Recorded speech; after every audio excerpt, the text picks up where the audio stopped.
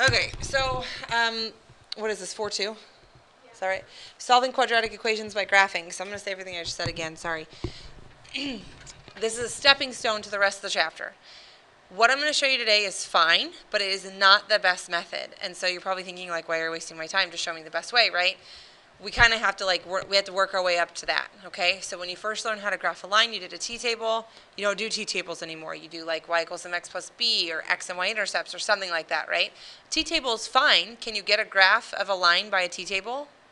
Sure. It's just really not that fast, right? So what we're going to do today is just like yesterday. We're still going to graph parabolas. That's not new, okay? But the difference between today and yesterday is we're trying to solve it this time. So remember when we had two lines that crossed, like x plus 4y equals 2 and 2x minus 5y equals 7? Remember those? And the first day I showed you to graph them, and I was like, hey, this maybe isn't the best way, but it'll work. And then we did substitution elimination. Do you see what I'm saying? So the reason that graphing isn't always the best way is because, especially in Algebra 2, it's not always going to be pretty. So in Algebra 1, your answer when two lines crossed was like 1, 2. But in Algebra 2, it was like 1.75, 2, right? We can't guess 1.75. Does that make sense to you? So what I'm going to show you today is totally fine for today. After today, we're going to find better methods. So part of the reason I don't skip it as well is because then when I show you the other methods, you're going to be more invested and you're going to be like, man, I really hated Friday. I want to learn a better way to do it. Does that make sense? So what we're doing today is fine, but it's really not the best way to do it. So just do the best you can and stick with me, and we'll go from there. Okay? So solving, yesterday we just graphed it. Just give me the parabola. Give me the vertex. Give me two other ordered pairs. You're good. Today, solving means where does it cross the x-axis? Your solution is also called a root, is also called zeros, is also where it crosses the x-axis. So the answer to a parabola is where it crosses the x-axis, okay?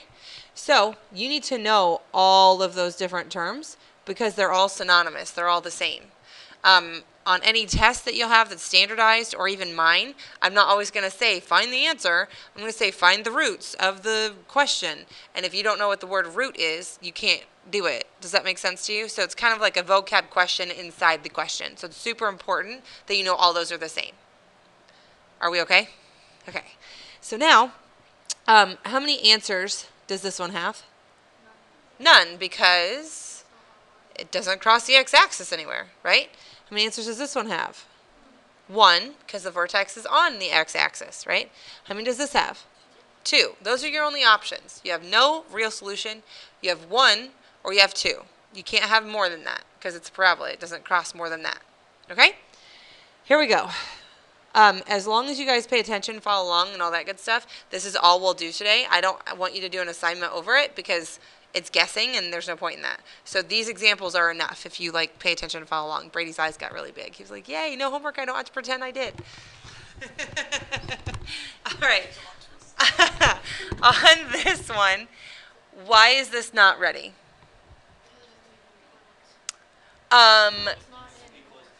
It's not equal to 0 or y, and it's also not in order. Do you guys see that? So there's two issues with it, right? So we need it in order, and we also need it equal to y or 0. It doesn't really matter. We'll talk about that later. So you guys go ahead and do that. I would probably add the 11 over because that's less work, right?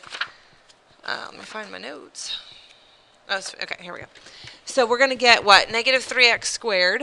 I'm going to write all over this, by the way, and then I'm going to erase it because I really just don't have any space. So if you feel like you need more space, just go to the back, okay?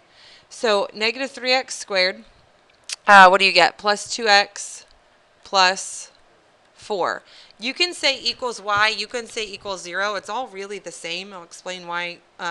Maybe not even today. I don't know. But it's either way is fine. Okay? So now what did we do yesterday? ABC, Y-intercept, whatever, right?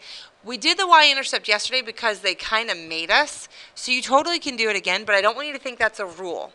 If they say you have to find the Y-intercept, you have to find it. If you liked finding it because it was easy, okay, great. It's not a rule, though. You don't have to find it. Am I making sense? So before you worry about the Y-intercept, what's like the one thing we have to have? The vertex, right? We have to have the vertex. How do we find the vertex? What you guys just said, the AOS, the axis of symmetry, right? So what is the formula for the axis of symmetry? X equals is part of it, yeah. Negative b over 2a. Very good. Write it down until you have it memorized, okay? So this is going to be x equals, what's negative b? Negative 2 over 2, what's a? Negative 3. Very good. So it's x equals, negative 2 over negative 6, which is 1/3. Not as fun as yesterday, right? And that's okay. It's algebra 2. That's going to happen. It's more realistic, all right? What does that lead me to?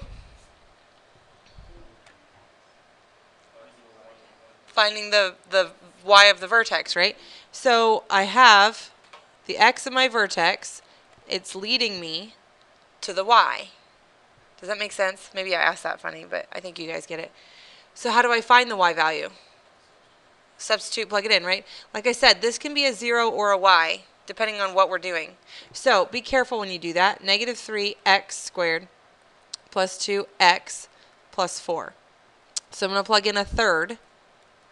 Everybody do it. Let's see what you get. Check it with a neighbor maybe before you tell me. Plug it in, use calculator, use phone, whatever you got.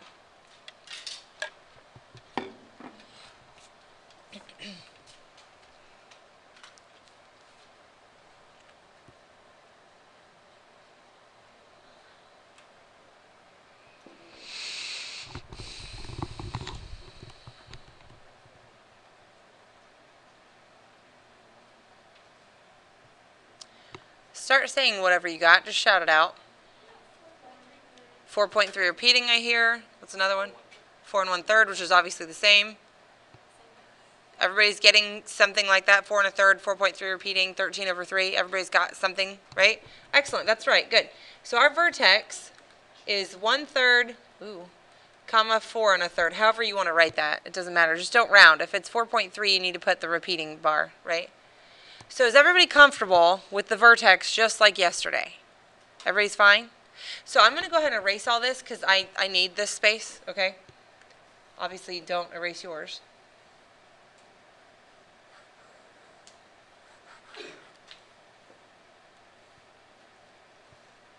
Okay, so my vertex was, I'll tell you where to put it in a second, and I'll write it again. So yesterday, all we needed was 2 other points. Any other 2 points, right? One on the left, one on the right, and that was good enough. Today, that's not good enough because we don't want to guess already, and if I just do those 2 other points, it may not give me that great of an accurate graph. So if I want to see where it crosses the x-axis, I probably want quite a bit of points. Does that make sense to you? The more points you have, the more accurate your graph is, the better your guess is. Okay? So typically, the first time you learn to graph anything, it's a t-table from like -2 to 2. So don't actually put it in yet. We're going to do -2 to 2. Numerically, I'm going to put the vertex in where it goes, though. So what was it, 1/3, right? And 4 1/3. Okay? So I've got -2 to 2. My vertex is wherever it goes. Okay? So go ahead and do that.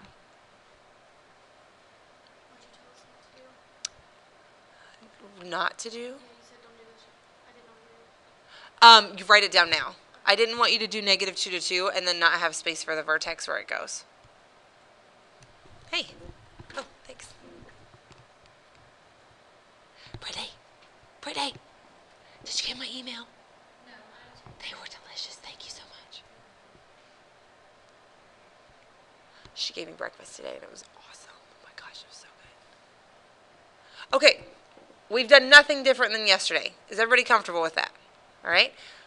If we were doing what we did yesterday, we would just find 2 other random points, whatever points we wanted, right? Unless they asked for the y-intercept. So let's go ahead and find the y-intercept because that one's really easy, right? To find y, you set x to 0. So what do you get when you plug 0 in for x? Takes 2 seconds. What do you get? The 4, right? Do you guys get that? If I plug 0 in here, 0 in here, I get a 4. So 0, 4. Tell me you're fine. We're fine so far, right? Yesterday it was easier, right? Yesterday my vertex was like 1 something. So I knew that when I plugged in the 0 that my 2 answer was going to be the same. Do you see what I'm saying? I didn't have to do any more math. But today, how far to the left of 1/3 is 0? How far away are they? 1/3 away, yeah? So I'd have to go 1/3 the other way, wouldn't I? So what would that be? 2/3. Do you see what I'm saying? So if you want to do the trick we did yesterday, because it took us 2 seconds, if this is 1/3, I would have to do 2/3 to get the 4. I don't really want to do that. Already I can see you guys are like, what? Right? So you don't have to do that. That's what I'm saying. If you want to do the trick from yesterday, fine. If not, we've got other ordered pairs to take care of it. Okay? So let's all plug in -2. Everybody plug in -2. Check with the neighbors, see what you get.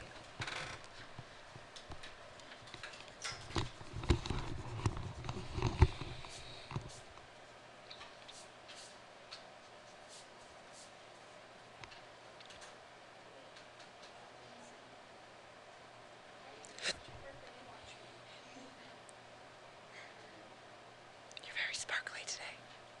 Sparkly? Yeah. I like your shirt. Oh, okay. Nice. What'd you guys get? -12. If you didn't get -12, ask me or a neighbor really quickly. I want to make sure you get it right. Okay? If you got that right, I don't feel like we need to do -1 and take that time. So -1 gives you -1. I'll just save you a little bit of time, okay? Everybody go ahead and plug in 1 for me. Let's do that one. You can do that in your head probably, right? Or not.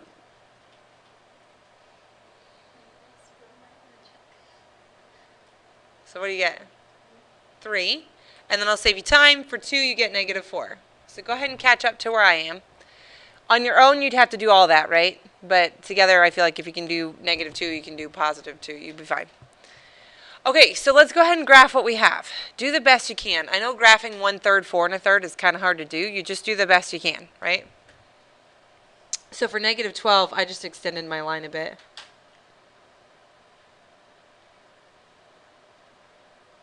Is that, I can't tell. Did I need 2 extra ones? I'm going cross-eyed. Does this 12 if I had 2? Okay. -2, -12, thank you. -1, -1, 0, 4. 1/3, no, yep, 1/3, 4 1/3, so just up like a bit. It almost looks like the same dot. 1, 3, and 2, -4. You make a nice smooth curve the best you can. Okay? And really, we didn't do anything different than yesterday. We just did a few more points than yesterday. Do you understand what I'm saying? Okay? So let's go back to the whole point of why today was different. Today's different because they said solve. If you want to know the answer to a quadratic or a parabola, it's where it crosses the x-axis. We don't ever want to guess, okay? So the directions are going to say something like, find the consecutive integers between which the zeros are located. Something super fancy like that. What that means is, say what 2 numbers it's in between. So I don't want to guess what this is, but it's in between what and what? -1 and 0. Do you see what I'm saying? I don't know what it is. It could be -6/7. It could be -3/4. It could be -0.2. I don't really know. My graph isn't that great, right? But all they need me to say today is that it's in between -1 and 0. One of my answers is in between there. Does that make sense to you? Where's the other one in between? 1 and 2? Mm-hmm.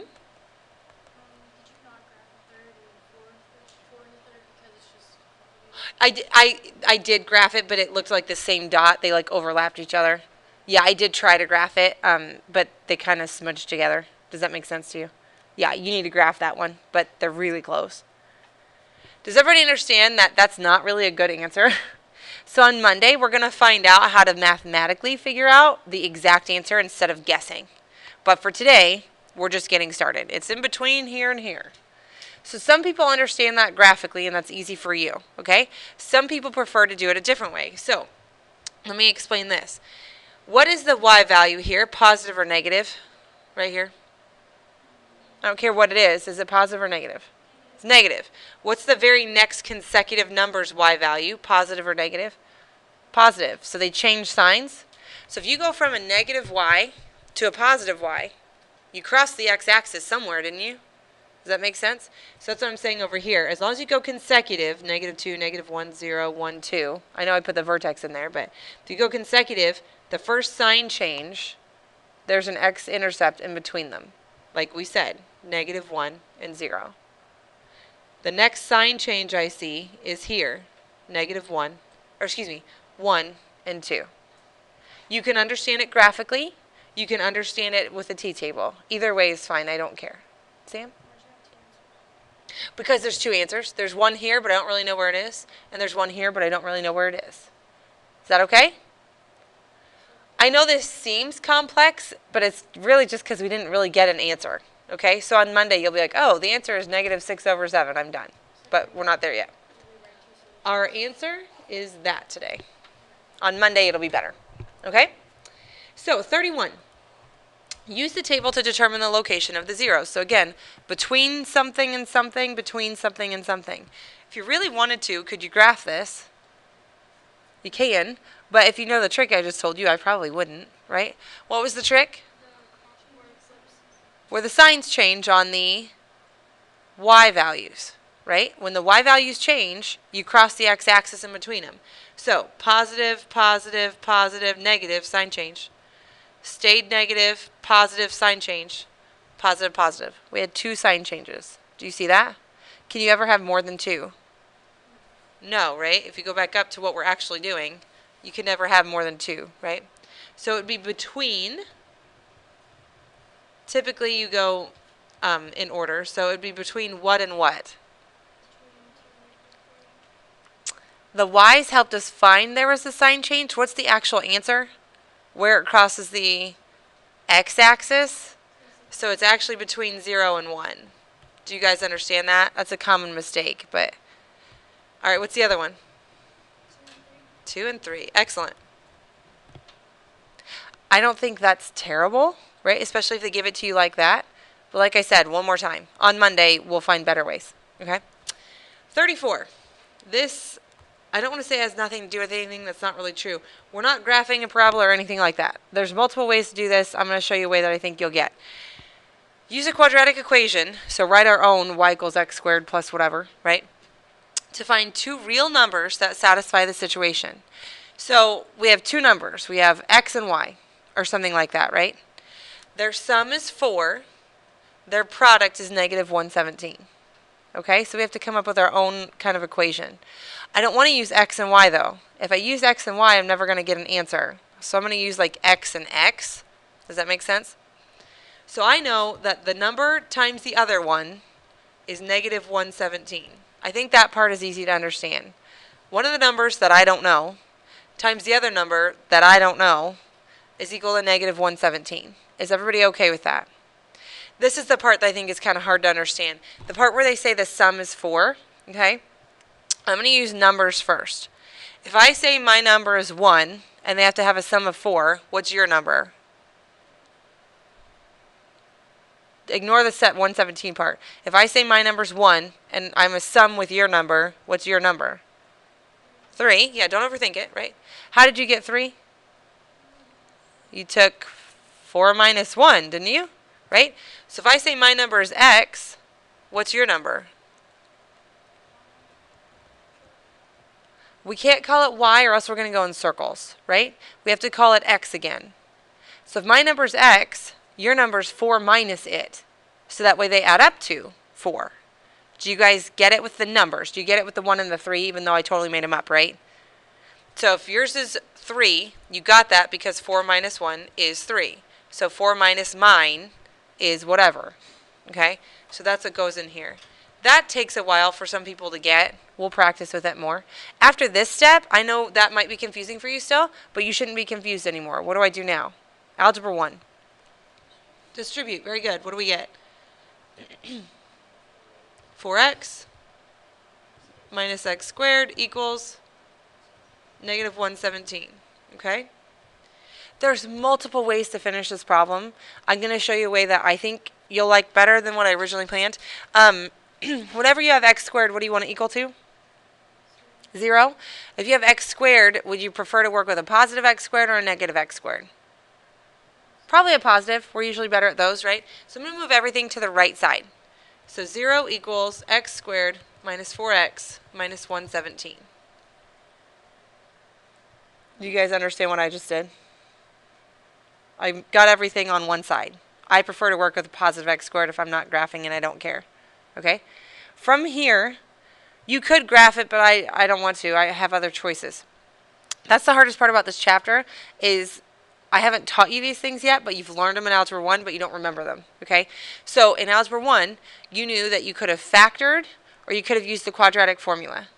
Okay? So we're going to go ahead and factor because we've been working with that. So let's go ahead and try to factor it. Do the best you can. Ask a neighbor to help you, right? If there's a 1 in front of the square, the answer is the pair, right?